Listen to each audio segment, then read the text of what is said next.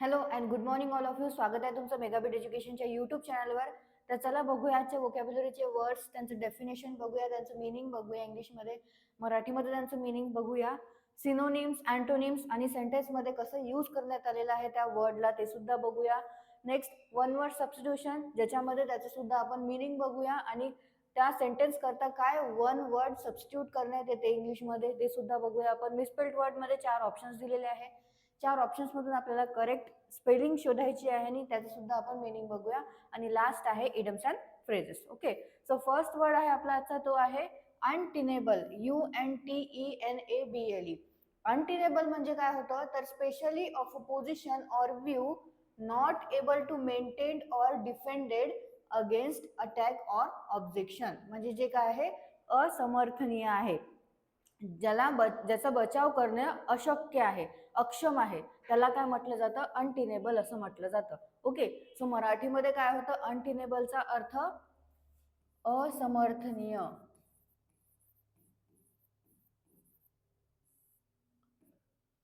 न टिकणारे, न टिकण्यासारखे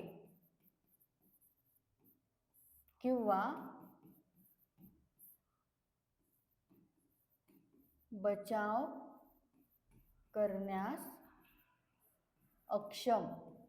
ओके, सो अनटिनेबलचं काय डेफिनेशन आहे तर specially of a position or view not able to be maintained or defended against attack or objection. म्हणजे जे काय आहे बचाव करण्यास अक्षम आहे किंवा न टिकणारे आहे, न टिकण्यासारखे आहे आणि असमर्थनीय आहे, त्याला म्हटलं जातं अनटिनेबल. सिनोनिम्स काय आहेत याचे तर आहे इनडिफेन्सिबल, अनआर्ग्युएबल. आणि अँटोनिम्स आहेत टिनेबल, डिफेन्सिबल आणि डिलिव्हरेबल. परत एकदा बघूया आपण काय होतं अनटिनेबलचं डेफिनेशन आहे specially of a position or view not able to be maintained or defended against attack or objection. मराठीमध्ये अनटिनेबलचं मिनिंग होतं असमर्थनीय, न टिकण्यासारखे किंवा बचाव करण्यास अक्षम. सिनोनिम्स आहेत अनटिनेबलचे इनडिफेन्सिबल, अनआर्ग्युएबल. आणि अँटोनिम्स आहेत टिनेबल, डिफेन्सिबल आणि डिलिव्हरेबल. सेंटेन्समध्ये कसं यूज केलेलं आहे so this argument is clearly untenable. म्हणजेच काय या सेंटेन्सचा अर्थ काय होतो आणि कसं इथे अनटिनेबलला यूज करण्यात आलेला आहे तर हा युक्तिवाद स्पष्टपणे असमर्थनीय आहे.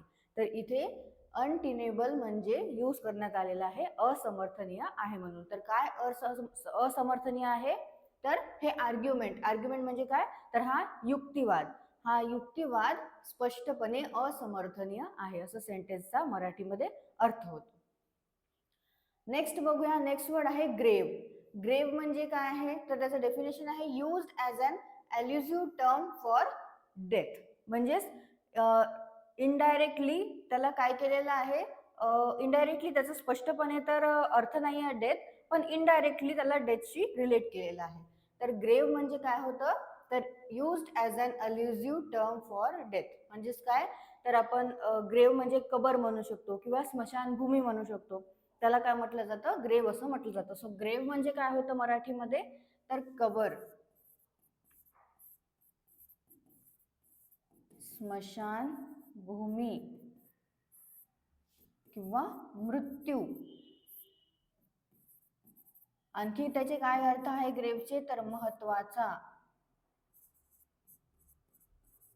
दुःखद किंवा गंभीर, वाईट आणि विचारशील. ओके, सो ग्रेवचं डेफिनेशन आहे त्याला यूज करण्यात येतं as an elusive term for death करता. मीनिंग आहे मराठीमध्ये कबर, स्मशानभूमी, मृत्यू, महत्वाचा, दुःखद किंवा गंभीर, वाईट आणि विचारशील.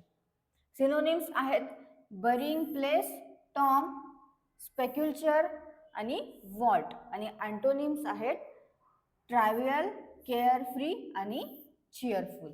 परत एकदा बघूया आपण सिनोनिम्स आणि अँटोनिम्स काय आहेत ग्रेवचे. सो ग्रेव म्हणजे होतं दुःखद किंवा गंभीर, वाईट, विचारशील, कबर किंवा स्मशानभूमी, मृत्यू आणि महत्वाचा. हे आहे मराठीमध्ये ग्रेवचे मीनिंग्स. सिनोनिम्स काय आहेत तर बरिंग प्लेस, जिथे काय केलं जातं बरी केलं जातं. ओके, जिथे गाळलं जातं त्याला म्हटलं जातं ग्रेव्ह. टॉम, स्पेक्युलचर आणि वॉल्ट हे आहेत सिनोनिम्स. आणि अँटोनिम्स आहेत ट्रायव्हियल, केअरफ्री आणि चीअरफुल. सेंटेन्स मध्ये कसं यूज केलेलं आहे वर्डला. So the coffin was lowered into the grave. सेंटेन्सचा मराठीमध्ये अर्थ आहे शवपेटी थडग्यात खाली आणण्यात आली. असं सेंटेन्सचा अर्थ होतो मराठीमध्ये. The coffin was lowered into the grave म्हणजे शवपेटी थडग्यात खाली आणण्यात आली. नेक्स्ट बघूया. नेक्स्ट वर्ड आहे डिफ्यूज. सो डिफ्यूजचं डेफिनेशन आहे remove the fuse from an explosive device in order to prevent it from exploding.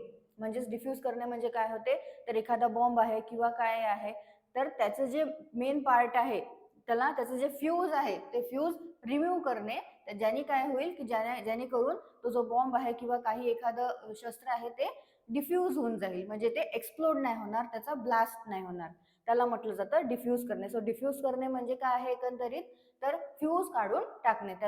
जेणेकरून तो एक्सप्लोड होईल, त्याचा स्फोट होईल, त्याचं फ्यूज काढून टाकणे त्याला म्हटलं जातं डिफ्यूज करणे. सो डिफ्यूज म्हणजे काय होतं मराठीमध्ये फ्यूज काढून टाकणे. सिनोनिम्स आहेत डिफ्यूजचे डिॲक्टिव्ह, डिसआर्म, डिसेबल. ओके, जसं बॉम्ब असते जेव्हा काही जे डिफ्युजर असते जे जातात तिथे चेक करायला की तिथे बॉम्ब आहे का वगैरे तर ते काय करतात जे बॉम्ब वगैरे आहे ते डिॲक्टिव्ह करतात. ओके, म्हणजे त्याचं फ्यूज जे आहे काही वायर्स जे असतात ते वायर्स त्यातले कट करून ते डिफ्यूज करतात म्हणजे त्यांनी एक्सप्लोजन होत नाही. सो ते काय करतात ते बॉम्ब जे आहे ते डिॲक्टिव्ह करतात. सो डिफ्यूज म्हणजे काय होतं त्याचे सिनोनिम काय आहेत डिॲक्टिव्ह, डिसआर्म आणि डिसेबल करणे. आणि अँटोनिम्स काय आहेत ऍक्टिव्हेट करणे. ओके, सेंटेन्स मध्ये कसं यूज केलेलं आहे a scheme that teaches officers how to defuse potentially explosive situation. सेंटेन्सचा मराठीमध्ये काय अर्थ आहे तर संभाव्य परिस्थिती कशी कमी करायची हे अधिकाऱ्याला शिकवणारी योजना. स्कीम म्हणजे होते योजना. परत एकदा सांगते तुम्हाला सेंटेन्सचा काय अर्थ आहे. So a scheme that teaches officers how to defuse potentially explosive situation. सेंटेन्सचा मराठीमध्ये काय अर्थ होतो तर संभाव्य परिस्थिती कशी कमी करायची हे अधिकाऱ्याला शिकवणारी योजना. असा सेंटेन्सचा मराठीमध्ये अर्थ आहे. ओके, आणि डिफ्यूज म्हणजे काय होते फ्यूज काढून टाकणे. त्याचे सिनोनिम्स आहेत डिॲक्टिव्ह, डिसआर्म आणि डिसेबल आणि अँटोनिम्स आहेत ऍक्टिव्हेट. नेक्स्ट वर्ड आहे डिफेक्शन. DEFECTION. डिफेक्शनचं मिनिंग आहे the desertion of one's country or cause in favour of an opposing one. म्हणजेच काय करणे पक्षांतर करणे, पक्ष बदल करणे किंवा एखादा पक्ष आहे किंवा काही आहे ते सोडून जाणे, कंट्री सोडून जाणे त्याला काय म्हटलं जातं डिफेक्शन असं म्हटलं जातं. किंवा मार्ग बदल करणे त्याला सुद्धा डिफेक्शन असं म्हटलं जातं. सो डिफेक्शन म्हणजे काय होते a desertion of one's country or cause in favour of an opposing one. म्हणजेच जिथे आहे ऑलरेडी आता ज्या कंट्रीमध्ये आहे किंवा कोणत्या एखाद्या पार्टीमध्ये आहे ते कंट्री सोडून जाऊन अपोजिंग जे त्याच्या अपोजिटमध्ये पार्टी आहे त्याच्यामध्ये प्रवेश घेणे त्याला काय म्हटलं जातं डिफेक्शन असं म्हटलं जातं. सो डिफेक्शन म्हणजे काय होतं मराठीमध्ये पक्षांतर, पक्ष बदल,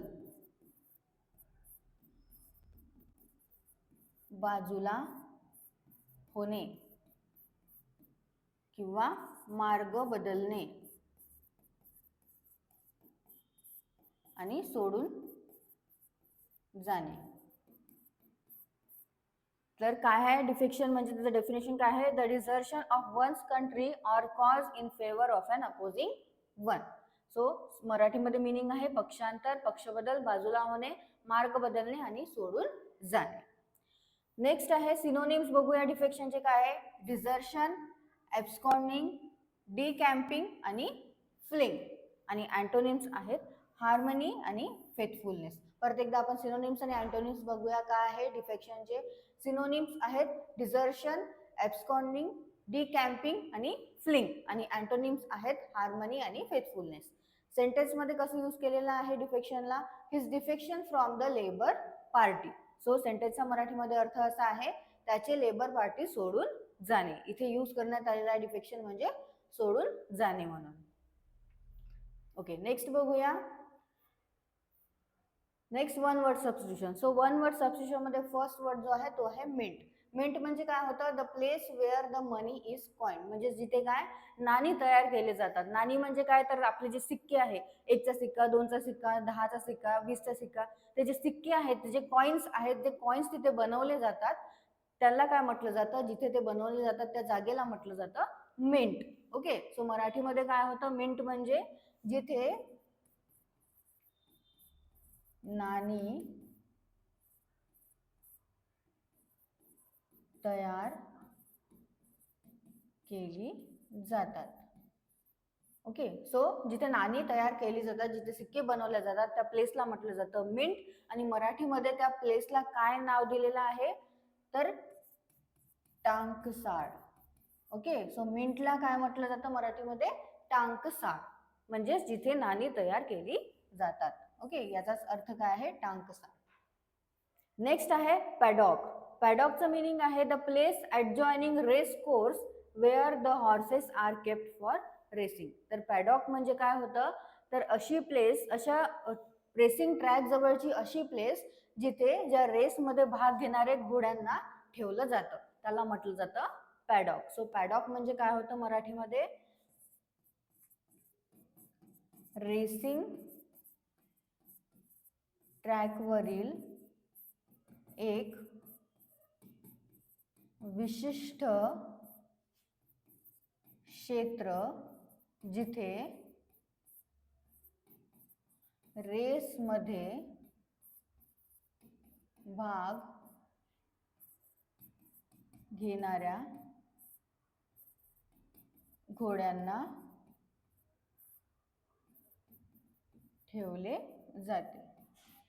तर पॅडॉक म्हणजे काय होतं, तर पॅडॉकचा मराठीमध्ये अर्थ आहे, इंग्लिशमध्ये काय अर्थ आहे, the place adjoining race course where the horses are kept for racing, म्हणजेच रेसकोर्स जवळची अशी जागा, असा क्षेत्र जिथे रेसमध्ये भाग घेणाऱ्या घोड्यांना ठेवलं जातं. आणि कसं ठेवलं जातं, त्यांना असंच नाही ठेवलं जात, जिथे ग्रास वगैरे असते आणि ते जी क्षेत्र असते ते फेन्स लावलेलं असतं त्याला, म्हणजे आजूबाजूला त्याला वॉल कंपाऊंड असतं, फेन्सिंग असते, त्याला म्हटलं जातं पॅडॉक. ओके. नेक्स्ट आहे मिसस्पेल्ड वर्ड. मिसस्पेल्ड वर्ड मध्ये फर्स्ट वर्ड जो आहे तो आहे रेकमेंडेशन, आणि करेक्ट स्पेलिंग आहे रेकमेंडेशनची ऑप्शन बी, RECOMMENDATION. आणि रेकमेंडेशन म्हणजे काय होतं, तर शिफारस करणे, शिफारस करणे किंवा प्रशस्तीपत्र होतं किंवा प्रशंसा करणे, त्याला इंग्लिशमध्ये काय म्हटलं जातं, रेकमेंडेशन असं म्हटलं जातं.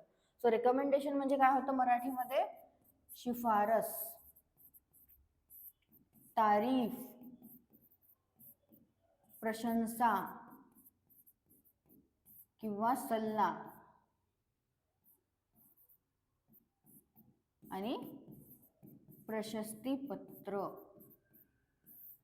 तर रेकमेंडेशनची करेक्ट स्पेलिंग आहे RECOMMENDATION, आणि याचा मराठीमध्ये अर्थ होतो शिफारस, तारीफ, प्रशंसा, सल्ला आणि प्रशस्तीपत्र. नेक्स्ट बघूया. नेक्स्ट आहे बिझनेस. सो करेक्ट स्पेलिंग आहे बिझनेसची option B, BUSINESS.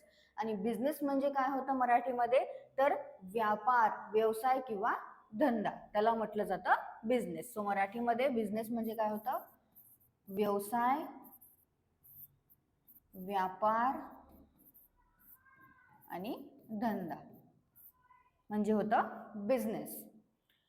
Next idioms and phrases मध्ये फर्स्ट आहे अ हॉट पोटॅटो. हॉट पोटॅटोचं मिनिंग आहे something that is difficult or dangerous to deal, म्हणजेच अत्यंत कठीण किंवा अशी परिस्थिती ज्या परिस्थितीला हाताळणे काय आहे, कठीण आहे.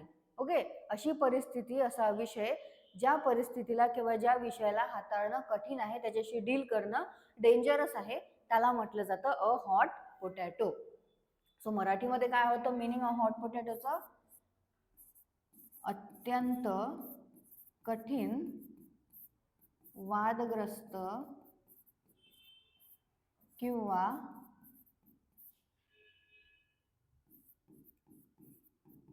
संवेदनशील समस्या अथवा विषय जो हाताळणे धोकादायक आहे. अशी परिस्थिती, असा विषय किंवा असं काही समस्या आहे, असा काही हे आहे ज्याला हाताळणे काय आहे, धोकादायक आहे, डेंजरस आहे, त्याला म्हटलं जातं अ हॉट पोटॅटो. नेक्स्ट आहे a penny for your thought. A penny for your थॉटचं मिनिंग आहे way of asking what someone is thinking. म्हणजे a penny for your thought म्हणजे काय आहे, तर ही एक विचारण्याची पद्धत आहे, विचारण्याचा एक वे आहे. तर काय विचारण्याचा वे आहे की तुम्ही काय विचार करत आहे. ओके, तुम्ही काय विचार करताय किंवा तुमच्या मनात काय चाललेलं आहे ते विचारण्याची जी पद्धत असते, वे असतो, त्याला म्हटलं जातं a penny for your thought. मराठीमध्ये काय होतं याचा अर्थ, तुम्ही काय विचार करत आहात किंवा तुमच्या मनात काय चालले आहे. हा जो विचार, हे जे प्रश्न आहे हे तुम्ही काय विचार करत आहात किंवा तुमच्या मनात काय चाललेलं आहे, हे जे विचारण्याचा वे असतो, पद्धत असते, त्याला काय म्हटलं जातं, a penny for your thoughts. Okay, so हे परत एकदा तुम्ही वाचून घ्या. मराठीमधले मिनिंग्स, इंग्लिशमधले मिनिंग्स, सिनोनिम्स, अँटोनिम्स, जे पण तुम्हाला मी सेंटेन्सेस मध्ये यूज सांगितलेलं आहे ते वाचून घ्या एकदा, नोट डाऊन करत चला आणि स्वतःच्या मनाने सुद्धा सेंटेन्सेस तयार करत चला, तुम्हाला युजफुल पडेल. आता जसं की तलाठी भरतीची नोटिफिकेशन्स निघणार आहे, काही आणखी आता बॉम्बे हायकोर्ट, औरंगाबाद हायकोर्टचे असे नोटिफिकेशन निघालेले आहे ज्याच्यामध्ये एकतर मराठी पण असते आणि इंग्लिश पण असते. सो तुम्हाला मराठीमध्ये सुद्धा इझी जाईल आणि इंग्लिश सुद्धा याच्यामध्ये इझी जाईल. जसं की तुम्ही एकदा वाचाल मराठी, इंग्लिशमध्ये मिनिंग वाचाल, मराठीमध्ये मिनिंग वाचाल, तर तुम्हाला ते इंग्लिश इझी जाईल, ते वोकॅब्युलरी इझी जाईल तुमच्या तलाठी भरती किंवा जे पण MPSCचे नोटिफिकेशन्स निघतील त्याच्याकरता. सो तुम्हाला सेशन आवडलं असेल, सेशनला लाईक करा, चॅनलला सबस्क्राईब करा, तुमच्या फ्रेंड्सला शेअर करत चला. All the best all of you and thank you.